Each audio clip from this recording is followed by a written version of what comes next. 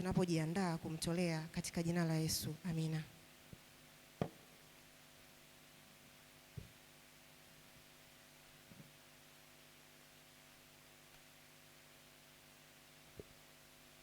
Tuombe. Mungu wetu na Baba yetu, tazama sasa ni masaa ambayo tumejiandaa katika kukutolea vile ambavyo umetupatia Bwana. Gusa mioyo yetu sasa tukapate kutoa sawa sawa na mapenzi yako. Umesema tukujaribu Bwana. Sasa tunakwenda kututolea, tuwezeshe Bwana ili tutakapotoa na wewe ukazidi kutubariki katika jina la Yesu. Amina.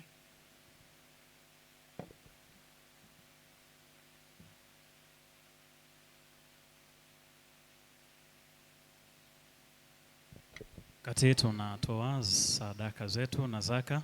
Tafadhali kwa ya mahitaji maalum.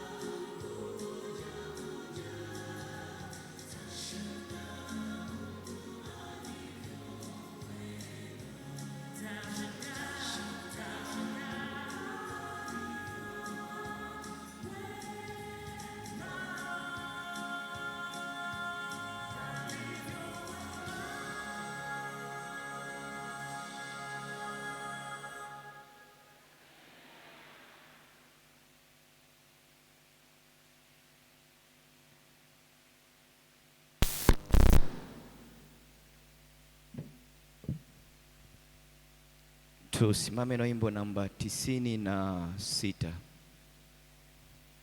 Mali yako sasa Bwana tutatoa, hatuna yaliyo yetu, yote ni vipaji. Sisi watumishi twaunga madeni,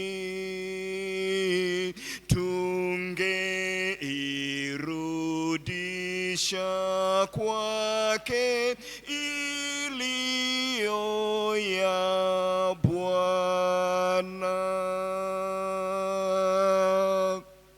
Tukae.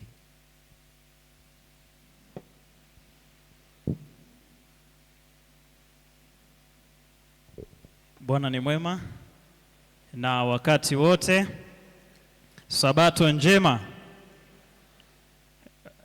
Niwakaribishe tena katika mwendelezo wa ibada yetu tukiwa tuko mbashara. Endeleeni kutufuatilia katika kurasa zetu za mitandao kutokea katika kanisa letu la hapa Morogoro mjini. Hivyo wakati huu nipende tu kwenda katika kutambua wale ambao wametuhudumia siku ya leo. Wale tukianza na mashemasi wetu aliyetusomea somo la sadaka na mada zetu za wakili ni Tumaini Shiwo, akiambatana pamoja na mashemasi wetu siku ya leo popote walipo. Naona wamegawanyika. Asante. Lakini pia tuliletewa somo la kurejea madhabahuni toka kwa Madam Lydia Molel lipo. Asante sana. Leo tuletea fungu letu kuu anaitwa Jumanne Makondo. Yule pale anawapungia mkono. Lakini pia waliotoka kutuletea wimbo wa sadaka ni kwaya ya mahitaji maalum. Mnasemaje kwa huduma yao? Pale ambapo unaona jambo haliwezekani ni kwa mtazamo wako, ila Mungu ametoa fursa za kuwasiliana kwa namna tofauti. Unaweza ukaona namna ambavyo wameimba na wako vizuri. Lakini pia aliyekuwa ni mtafasiri wakati wanaimba alikuwa ni Deborah Isaac. Na pia siku ya leo tumebahatika kuwa na mhubiri ambaye anatoka katika idara hiyo ya watu wenye mahitaji maalum. Anaitwa ni mwinjilisti Enoko Matondo Kisabo. Mara baada ya mimi kutoka hapa, yeye atakuja kwa ajili ya kuzungumza nasi. Nami pia niliyezungumza nanyi siku ya leo ni miongoni mwa wazee katika kanisa letu la Morogoro mjini. Naitwa Godfrey Nyelele. Nipende kuwakaribisha katika ibada yetu katika sabato ya leo. Jisikieni tuko sehemu salama na tumekuja kumwabudu Mungu. Hivyo ruhusu utayari wako kwa ajili ya ibada.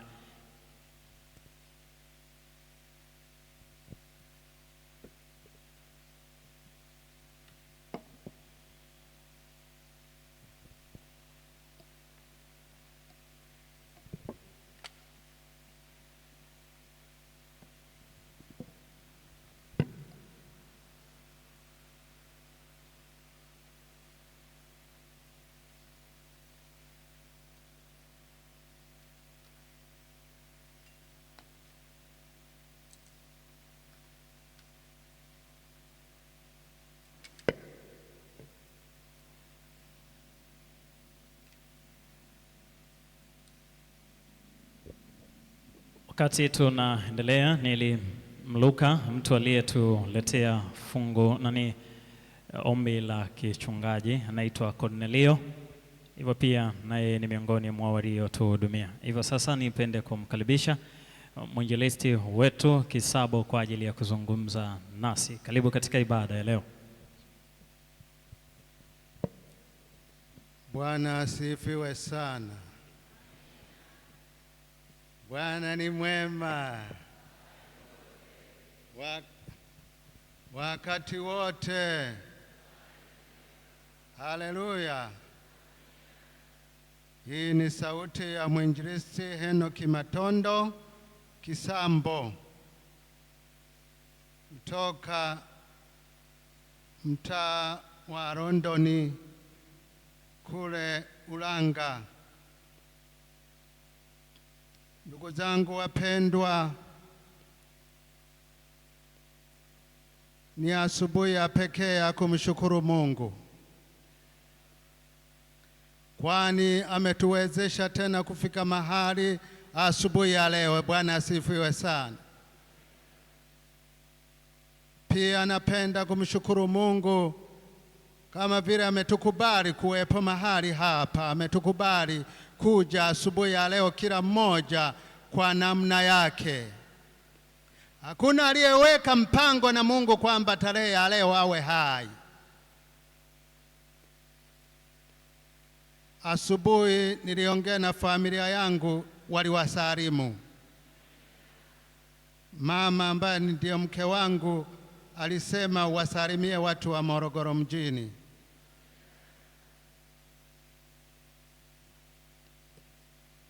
Somo letu la leo linasema zawadi usioitegemea. Unajua, kuna zawadi ambazo watu wasioitegemea. Sasa ni saa 6 na dakika 24 kwa saa za Tanzania, zingine 25.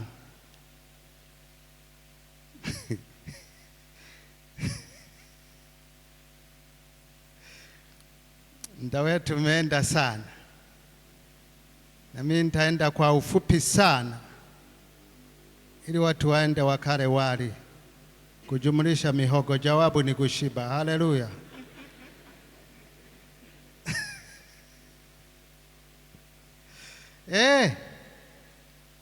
Zawadi usioitegemea. Kuna watu wajaimba tangu waje leo asubuhi mpaka sasa wajaimba. Nataka tuimbe wote sasa wimbo wa wote. Nataka nimuone Yesu moyoni mwangu. Nataka nimuone Yesu moyoni mwangu. Nataka nimuone Yesu kwa maisha yangu. Nataka nimuone Yesu kwa maisha yangu. Moyoni mwangu. Moyoni mwangu. Nataka nimuone Yesu moyoni mwangu.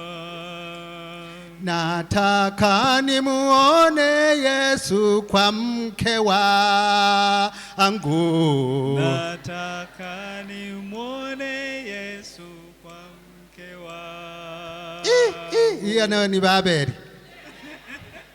Hii nayo ni Babeli. Na wanawake wanasema kwa mke wao. Wewe kama ni mwanamke unasema kwa mume wako, kama ni mwanaume unasema kwa mke wako. Nataka nimuone Yesu kwa mke wangu. Nataka nimuone Yesu kwa mke wangu. Kwa mke wangu. Mke wangu, kwa mke wangu. Nataka nimuone Yesu kwa mke wangu. Nataka nimuone Yesu kwa watoto wangu. Nataka nimuone Yesu kwa watoto wangu. nataka nimuone Yesu kwa watoto wangu. Nataka nimuone Yesu kwa watoto wangu. Nataka nimuone Yesu kwa watu wote. Nataka nimuone Yesu kwa watu wote. Kwa watu wote. Kwa watu wote. Nataka nimuone Yesu kwa watu wote. Tuombe. Baba, nataka tukuone asubuhi ya leo ambayo inaenda kuwa mchana. Nataka nikuone kwa moyo wangu, katika familia yangu, katika maisha yangu. Maisha ya mama yule, maisha ya baba yule, nataka nikuone Yesu. Kwa watoto hawa nataka Yesu uonekane. Kwa wakina mama walio na mimba uonekane Yesu kwa mimba za wakina mama hawa. Baba Yesu, tunakuita uwe pamoja nasi kwa jina la Yesu, amina. Zawadi usioitarajia ndio somo letu mchana wa leo. Ndugu zangu wapendwa, wanadamu huomba maombi mengi. Wengine huomba mbaraka wa utajiri, wanaomba watoto wao wafanikiwe shule, wapate ajira, wanaomba watoto wao wapate wachumba, wanaomba wapate mali, wanaomba, kila mtu anaomba apate mali, anaomba apate fedha, anaomba atajirike, anaomba mbaraka wa watoto wake, anaomba ili afunguliwe tumbo, anaomba anenepe, anaomba atajirike, anaomba awe mwalimu mkuu wa sekondari, anaomba awe headmaster, anaomba awe mkuu wa chuo kikuu.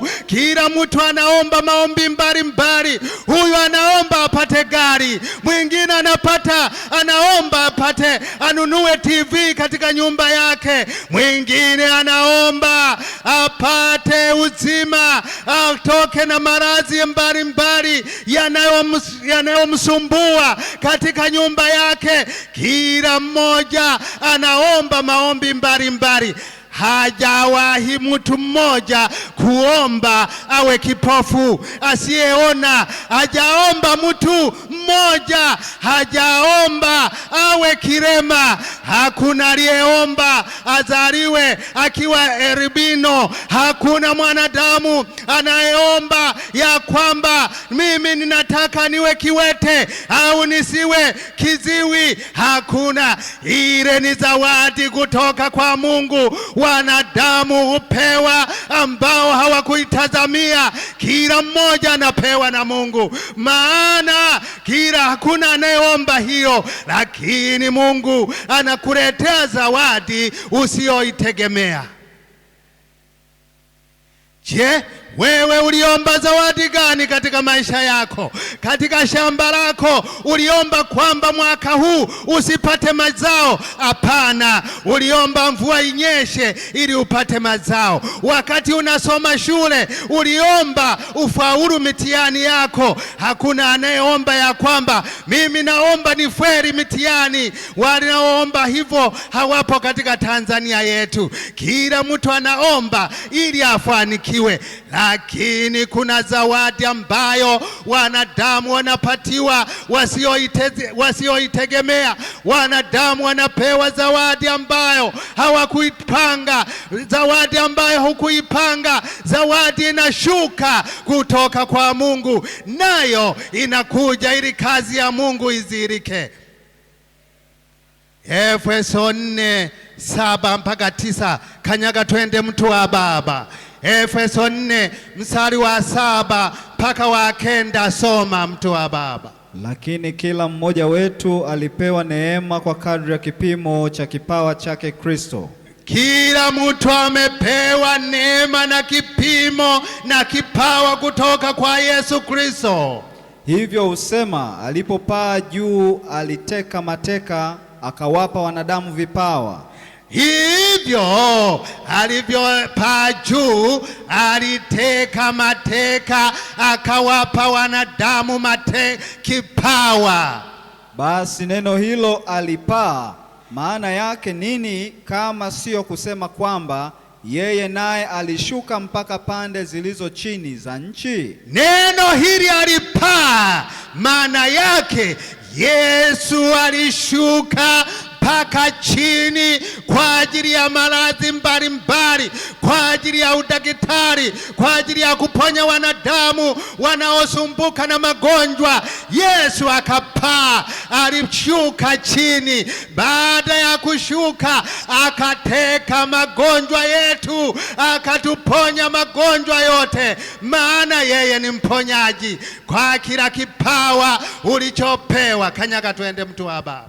Naye aliyeshuka ndiye yeye aliyepaa juu sana kupita mbingu zote, ili yeye aliyepaa ni yule aliyeshuka akapaa kutoka kupita mbingu zote. Naye alitoa wengine kuwa mitume, naye aliwatoa wengine kuwa mitume, na wengine kuwa manabii, na wengine kuwa manabii, na wengine kuwa wainjilisti, na wengine kuwa wainjilisti, na wengine kuwa wachungaji na walimu, na wengine kuwa wachungaji na walimu, kwa kusudi la kukamilisha watakatifu.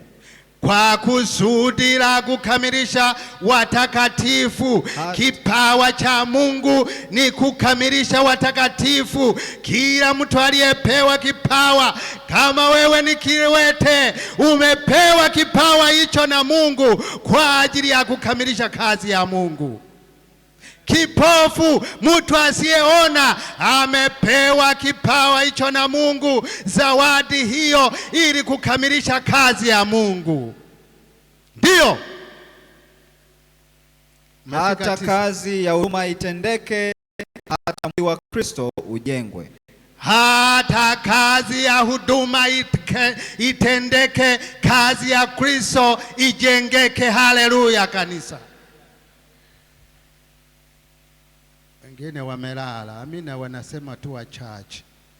Wengine wala hawana shida. Wakati huja tufanye harambee ya amina, changizo la amina.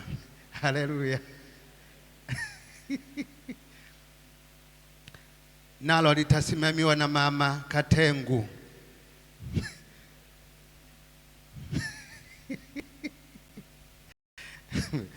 Mke wa rafiki yangu Katengu ndio atasimamia hilo changizo la amina. Haleluya.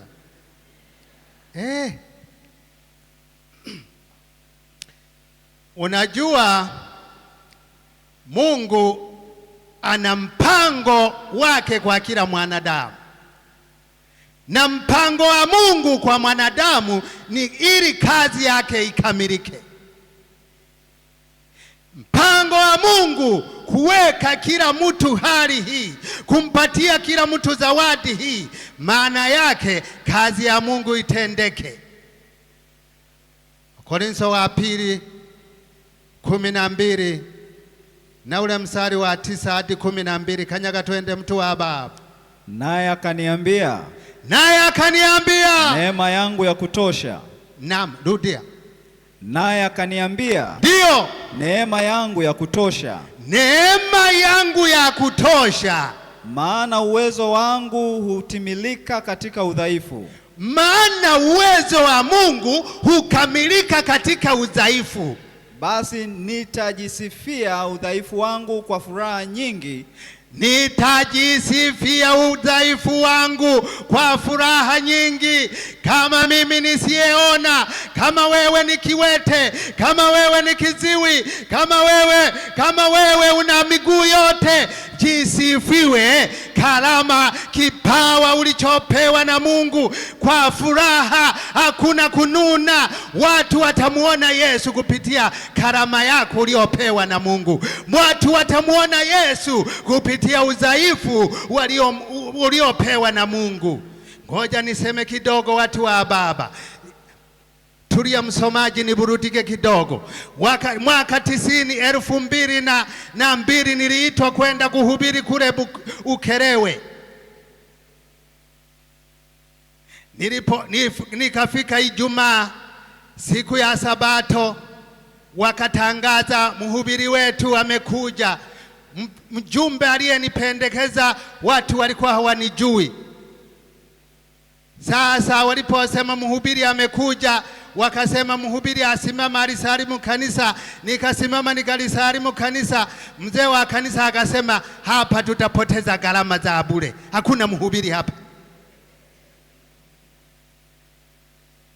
Baada ya ibada akasema wajumbe wa baraza tubaki. Wakabaki, wakasema tumpe nauli arudi, hakuna mhubiri hapa, atahubiri nini huyu mtu? Baraza likamaliza likapitisha. Kwa hiyo tumwambie mahubiri yameahirishwa, tutakuita baadaye. Basi wakamaliza, tukarudi mchana. Tulipomaliza, mzee wa zamu mwisho wa matangazo akasema, mahubiri kesho yanaendelea kama Bwana aishivyo. Kilitokea nini? Wajumbe wa baraza walimwambia, gharama zote utahudumia wewe, zile za kanisa hazitoki hata 100. Na akasema nitauza nyumba. Tulikuambia utangaze mahubiri yameahirishwa, wewe umetangaza mahubiri yanaendelea. Umelisaliti baraza.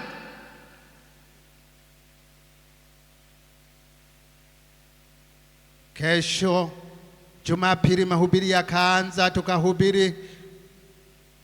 Nikatoa wito, wakatoka watu 8. Kesho yake Jumatatu wakatoka watu 7. Kufika Alhamisi tukawa na watu 100. Wakazileta wenyewe hela ambazo walizikatalia. Haleluya.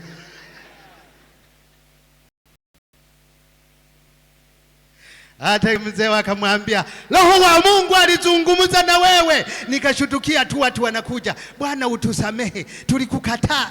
Mimi sijui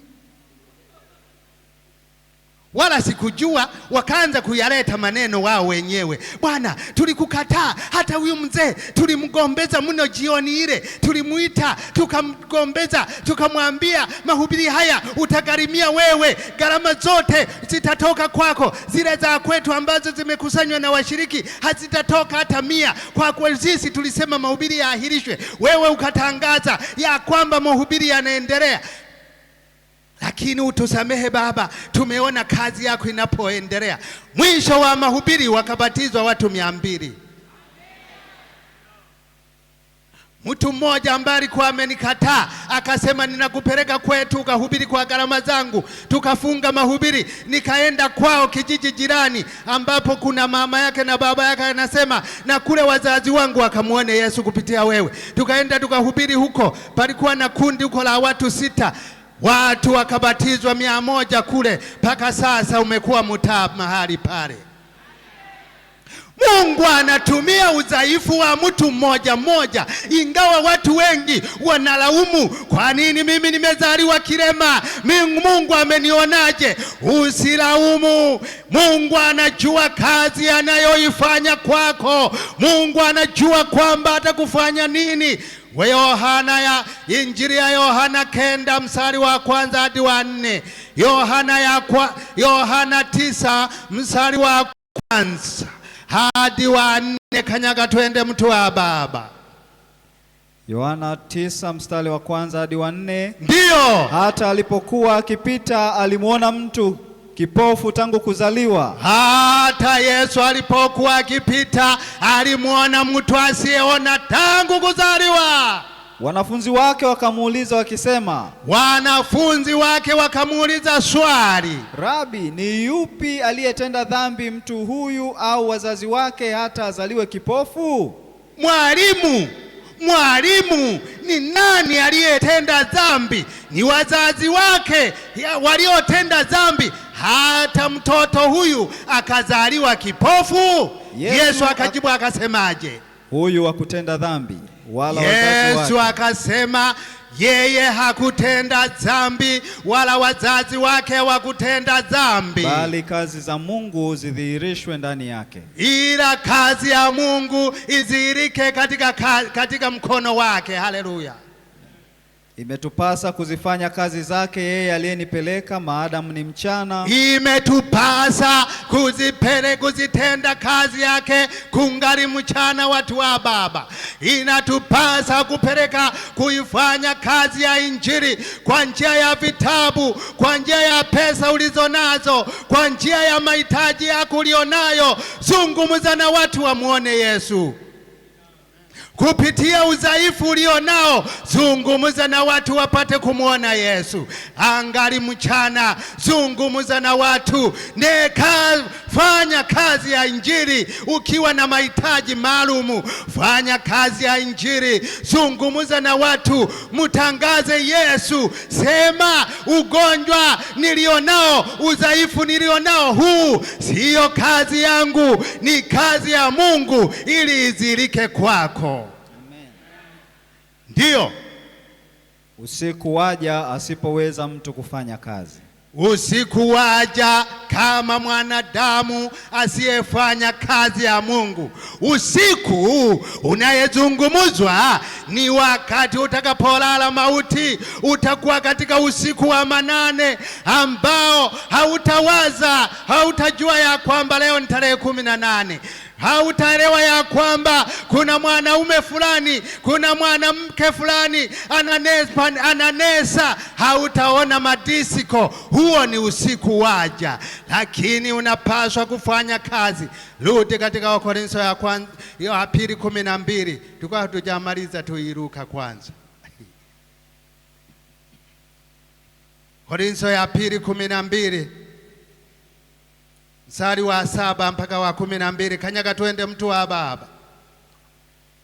Ndiyo. Kwa hiyo napendezwa na udhaifu na ufidhuli na misiba na adha na shida kwa ajili ya Kristo. Maana napendezwa. Huyu usoma kwa kituo, unasoma kwa vituo. Unaenda kama mashini. Wewe nyanda wewe.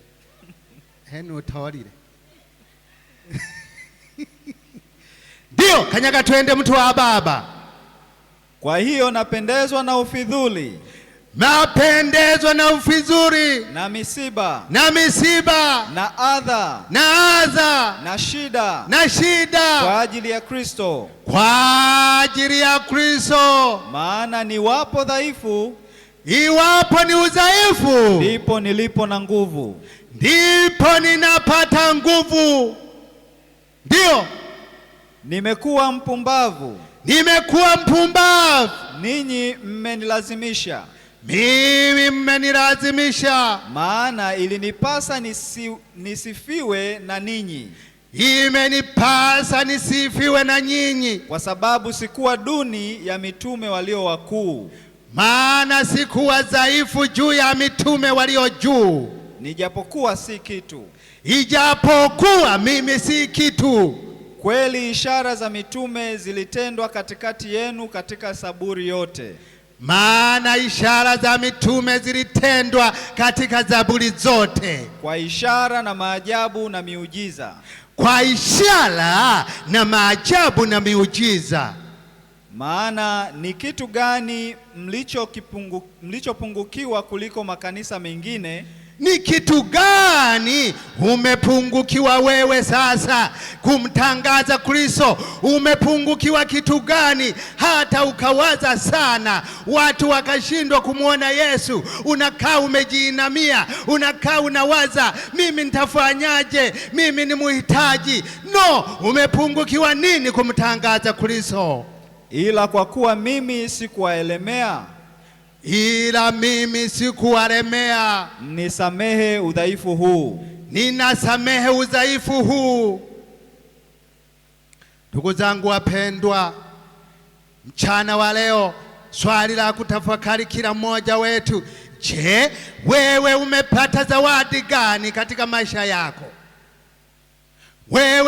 Mimi nimepata zawadi gani katika maisha yangu? Katika maisha yangu tangu nimezaliwa. Mimi nimezaliwa nilikuwa na macho yangu. Nimesoma mpaka nikafika form 3. Ndipo nikaugua mwezi wa 3. Macho yakakataa mpaka leo. Lakini nimezaliwa kama wewe. Nimezaliwa kama mzee wa kanisa huyo Magembe. Haleluya.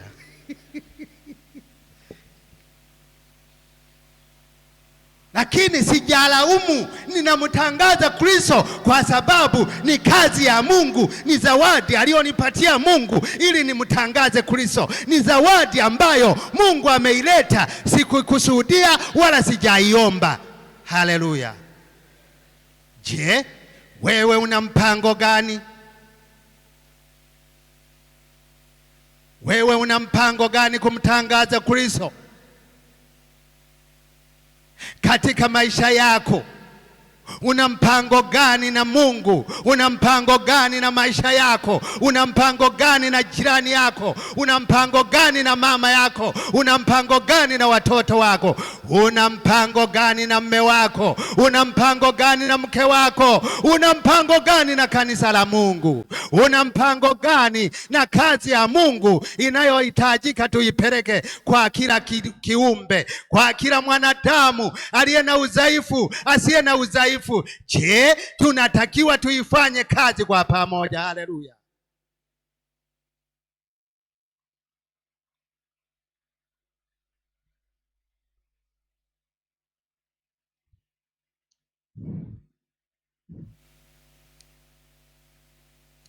Madam Kurwa, hebu njoo hapa nikuulize swali moja fupi sana.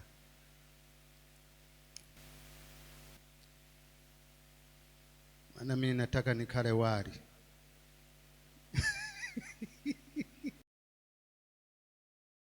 Jumlisha mihogo, jawabu ni kushiba.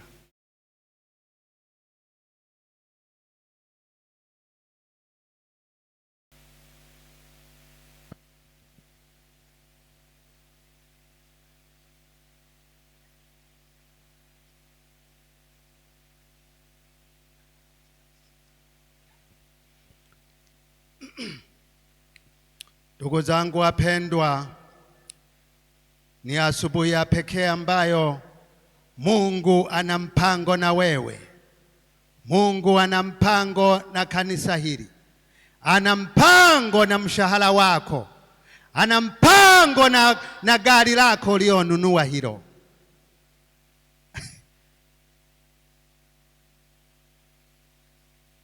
Mungu ana mpango na jengo hili. Kwa ajili ya jengo hili utalikamilishaje?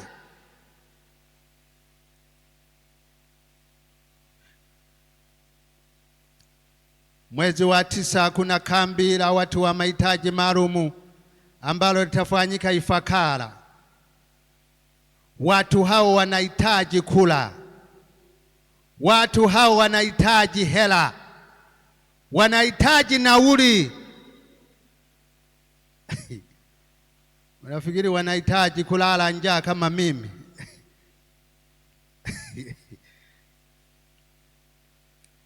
Watakula muda wa wiki moja. Nani atawalisha? Ni wewe. Matendo 9. Matendo 10 sole. Matendo 10 mstari wa 1 hadi wa 2. Kanyaga twende mtu wa baba. Palikuwa na mtu Kaisaria, jina lake Kornelio. Palikuwa na mtu mmoja Kaisaria, mtu mmoja Kornelio, akida wa kikosi kilichoitwa Kiitalia. Kikosi kimoja kinachoitwa Kiitalia. Mtu mtaua. Mtu mtaua. Mchaji wa Mungu. Mcha Mungu. Yeye na nyumba yake yote. Yeye na familia yake yote. Naye alikuwa akiwapa watu sadaka nyingi. Naye alikuwa akiwapa watu sadaka ngapi? Nyingi. Alikuwa akitoa sadaka ngapi? Nyingi. Sadaka ngapi? Nyingi. Ndio. Na kumwomba Mungu daima. Na kumwomba Mungu daima. Katika kambi la Ifakara zinahitaji sadaka nyingi. Sadaka hizo nani atazileta? Sasa mkileta chombo na karani awe hapo andike watu ambao hawana hela, itakuwa shida. Haitakuwa shida, chombo kiletwe kwa ajili ya changizo hilo. Kama una pesa, andika ahadi. Karani simama hapo, makarani 3 muje hapo muandike. Anayesema mimi na milioni, mimi na 300,000, mimi na 700,000, mimi na milioni, mimi na 10,000, mimi na 7,000, mimi na, yani pesa mchango kwa ajili ya kambi hilo ambalo litatendeka na litalishwa na kanisa la Morogoro na litalishwa na kanisa la Ifakara. Maana mwaka huu tunajitegemea. Kambi hilo sio la union, ni la conference yetu.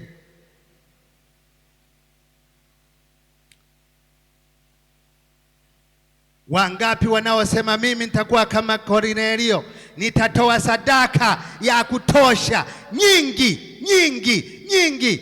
Injili ya Yohana 12, Injili ya Yohana 12 mstari wa 1 hadi wa 3. Kanyaga twende, mtu wa baba. Basi siku 6 kabla ya Pasaka, siku 6 kabla ya Pasaka, Yesu alifika Bethania. Yesu alifika Bethania. Alikuwako Lazaro. Alikuwako Lazaro, yeye ambaye Yesu alimfufua katika wafu. Ndio. Basi wakamwandalia karamu huko. Ndio. Naye Martha akatumikia. Ndio. Na Lazaro alikuwa mmojawapo wa wale walioketi chakulani pamoja naye. Ndio. Basi Mariamu akatwaa rati ya marhamu. Basi Mariamu akatwaa rati ya marhamu ya nardo safi yenye thamani nyingi, ya thamani kubwa. Akampaka Yesu miguu. Akampaka Yesu wapi? Miguu. Akampaka Yesu kichwani. Miguu. Akampaka Yesu mgongoni. Miguu. Kanisa alijasema akampaka Yesu miguuni au kichwani? Miguuni. Ndio, kanyaga twende. Akamfuta miguu kwa nywele zake. Akamfuta Yesu miguu yake kwa nywele za Mariamu. Ndio. Nayo nyumba pia ikajaa harufu ya marhamu. Nayo nyumba ikajaa harufu ya mafuta. Ndio, kanyaga twende. Basi Yuda Iskariote, mmojawapo wa wanafunzi wake, basi Yuda mmojawapo wa wanafunzi, ambaye ndiye atakayemsaliti, akasema, Yuda akamwambia Yesu, mbona marhamu hii haikuuzwa kwa dinari 300? Mbona mafuta haya yanamwagwa? Kwa nini yasingeuzwa kwa dinari 300? Halafu akafanyaje? Wakapewa maskini. Wakapewa masikini. Yesu akasema, Yuda akasema, kwa nini upotevu huu wa marhamu hii kumwagwa chini, kumwagiwa Yesu? Yangeuzwa dinari 300. Dinari 300, ili dinari moja kilikuwa ni kibarua cha Warumi kipindi kile. Mtu alikuwa anafanya kibarua analipwa dinari moja kwa siku, sawa na 10,000 kwa leo. Kwa Tanzania yetu dinari moja, ukikusanya dinari 300, Mariamu alitoa dinari ngapi? Alitoa pesa ngapi? Hesabu yangu ya haraka inaniambia Mariamu alitoa mafuta ya gharama ya milioni 3. Je, wewe unatoa mafuta, unatoa gharama, unatoa pesa ngapi? Je, unazidiwa na Mariamu? Alitoa mafuta tu ya thamani ya shilingi milioni 3 akatoa kwa ajili ya Yesu. Je, wewe leo unatoa ngapi kwa ajili ya mkutano wa watu wenye mahitaji maalumu? Je, unatoa ngapi? Uzidiwe na Mariamu mwanamke, wewe mwanaume. Hebu leteni vitu sasa kwenye chombo. ambao hawana chombo, maana imekuwa sijui ghafla, wengine hawakujua kwamba kuna changizo wala hawakutambua. Lakini kama ulikuwa natambua, hebu leta vitu sasa. Wale ambao unafahamu, leta vitu sasa kwenye chombo. Ambao hawana vitu, lete ahadi. Utakuwa unapeleka kwa mhazini, mwezi wa 5 unapeleka 100,000, mwezi wa 6 unapeleka 300,000, mwezi wa 7 unapeleka 600,000, mwezi wa 8 unapeleka 50,000, mwezi wa 9 sasa kwenda kukamilisha unapeleka ngapi? Unamaliza goli lako. Weka ahadi sasa, andika mchana wa leo, leteni pesa, leteni vitu, maana hata mahindi, wewe sema mimi nina debe la mahindi litaletwa, mimi nitaleta kilo 80 za mchere, mimi nitaleta maharage kilo 30, mimi nitalisha watu 3 kwa wiki moja, mimi nitalisha watu 10 kwa wiki moja, mimi nitalisha watu 30 kwa wiki moja. Kila mtu sasa lete vitu sasa, tuje tugalie.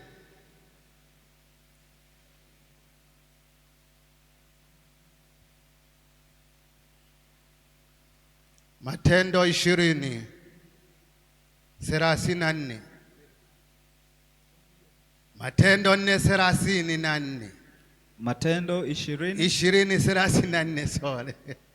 Ninyi wenyewe mnajua ya kuwa mikono yangu hii imetumika kwa mahitaji yangu, maana mnajua mikono yangu hii imetumika kwa mahitaji na ya wale waliokuwa pamoja nami. Ndio.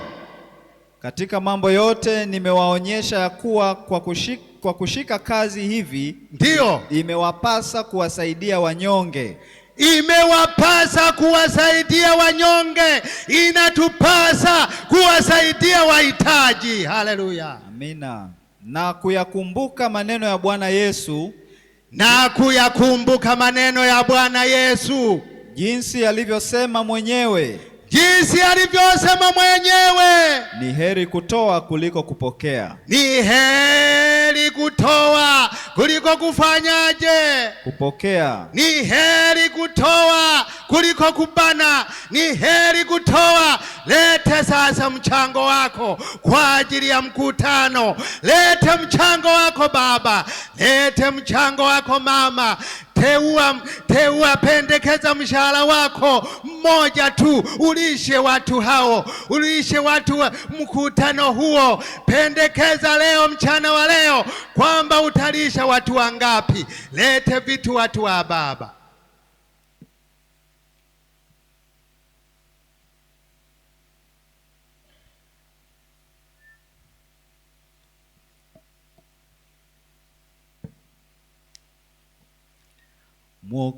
Mwokozi usubiri kuingia ndani.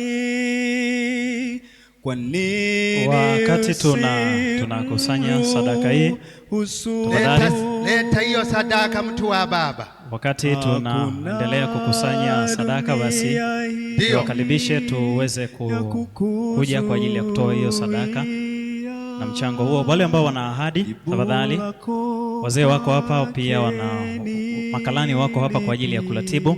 Kama una ahadi, kama una mchango keshe, basi karibu kwa ajili ya kufanikisha jambo hili. Lilote limekuja kwa ajili ya jukumu letu pamoja, hivyo jisikie kuwa sehemu ya kufanya kwa ajili ya huduma hii. Usikae nyuma wala usisite. Tembeni watu wa baba, hii ni kazi ya Mungu, tunaenda kuimaliza.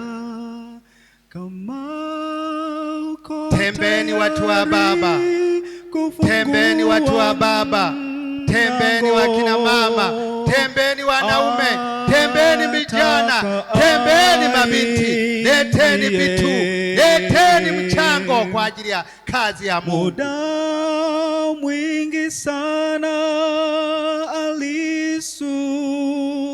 alisubiri, sasa ikiwa una ahadi, tafadhali, makalani wapo wanaandika. Kama unaona kwamba linahitaji tukupe muda, usisite. Makalani wataandika ahadi yako. lango, nawe utaileta kwa mhazini wa kanisa lako. Unasema nilitoa ahadi na daftari litabaki pale kwa mhazini.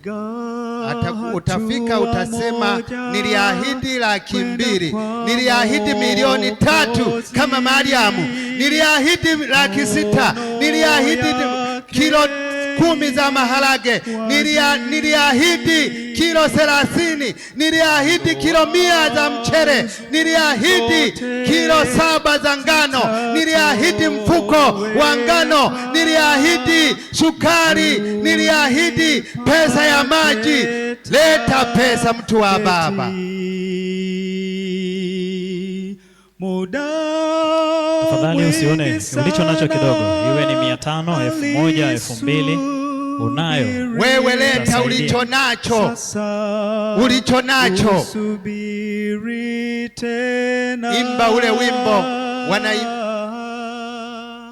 kama uko tayari kufungua mlango. Wakati tulipokuwa Pathfinder tulikuwa tunaimba wakati wa sadaka, toa ndugu kile ulicho nacho, Bwana anakuona mpaka moyoni mwako. Wiki nzima Mwokozi anakulinda vyema, sasa jifikirie utowe kitu gani. Toa ndugu kile ulicho nacho, Bwana anakuona mpaka moyoni mwako. Ndugu zangu, leta vitu, tembeni watu wa Baba, tembeni watu wa Baba, ndio na ahadi, leteni. Hagai 2 mstari wa 8, kanyaga twende mtu wa Baba, ndio fungu letu la mwisho. Hagai 2 mstari wa 8. Hagai 2. Yes. Mstari wa 8. Hagai 2 mstari wa 8 nasema, ndio, fedha ni mali yangu, fedha ni mali yangu, na dhahabu ni mali yangu, na dhahabu ni mali yangu, asema Bwana wa majeshi. Asema Bwana wa majeshi. Mshahara ulionao ni mali ya Bwana. Mashamba ulionayo ni mali ya Bwana. Uhai ulionao ni mali ya Bwana. Leta kwa Bwana. Kile ulichonacho ni mali ya Bwana. Kile ulichonacho ni mali ya Bwana. Mchungaji wa mtaa yupo? Ye?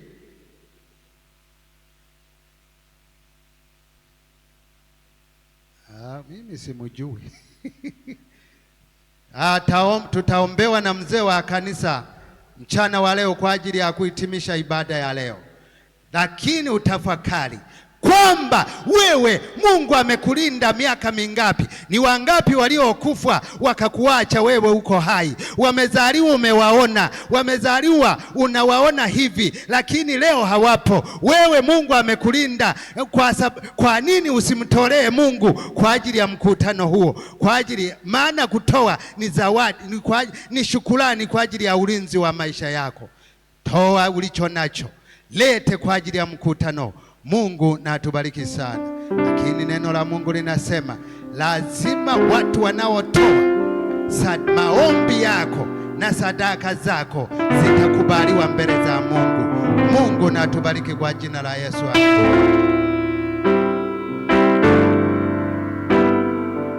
Basi tuombe. Mungu wetu na Baba yetu mwema, asante kwa kukubali tena kutupa nafasi katika mchana wa leo na kutukumbusha iliyo mausia yako. Asante kwa kutukumbusha na kutuonesha vile ambavyo unahitaji tutende. Katika haya yote uliotukumbusha, tumeona licha ya kutokujali namna ulivyotuweka na namna ulivyokusudia tuwe, tunapaswa tukutukuze katika mazingira tuliyopo. Asante Mungu wetu kwa kukubali hilo na kuendelea kutukumbusha nasi watoto wako mchana wa leo. Kwa maana umetukumbusha, basi hatuna shaka nasi kuondoka tukitambua ya kwamba kumbe kila jambo ni kwa makusudi yako. Asante kwa kutupendelea huko. Asante kwa kumtumia mwinjilisti wako kutukumbusha hayo. Endelea kuwabariki kila mmoja wetu katika mchana wa leo.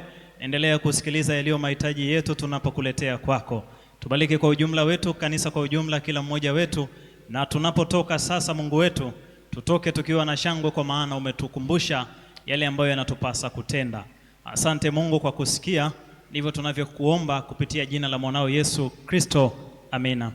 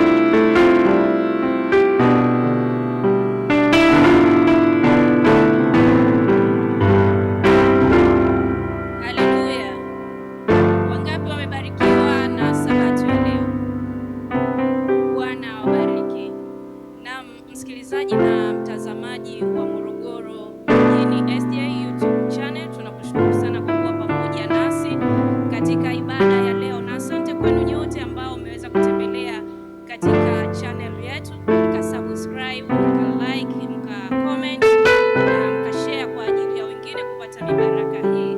Lakini pia tuweze kuangazia ujumbe mfupi ambao umetufikia kutoka katika channel yetu ya YouTube ambayo ni Morogoro Mjini SDA. Masunga anasema happy Sabbath. Natamani kusikia mkimjibu. Barikiwe sana. Rehema Gama anasema amina. Christina Mbaga anasema Mungu awabariki. Mseveni Chiza anasema utukufu kwa Mungu. Mbarikiwe nyote ambao mmetembelea katika YouTube channel. Bwana wabariki. Na wale wote ambao hamjatembelea huko, tuwasihi kwa neema ya Kristo, kwa sababu mna simu janja, basi tembelea katika ukurasa wa Morogoro Mjini, subscribe, like, kisha share baraka huu kwa watu wengine. Mungu awabariki sana nyote ambao umekuwa pamoja nasi. Nyuma ya kamera tumekuwa na Timothy Mshana kwa siku hii ya leo, lakini pia katika uchanganyaji wa picha tumekuwa na mkurugenzi Daudi Nyamajeje pamoja na David Sagara, bila kusahau Rehema Gama. Mungu akubariki sana kiongozi wetu Mzee Kiondo Maginde kwa kuwa pamoja nasi. Na mimi ni mtangazaji wako Shwandereka, na ndio mwisho wa ibada hii kutoka YouTube channel ya Morogoro Mjini SDA, ama ndio mwisho wa matangazo mbashara. Mungu awabariki na amani ya Bwana ikawe pamoja na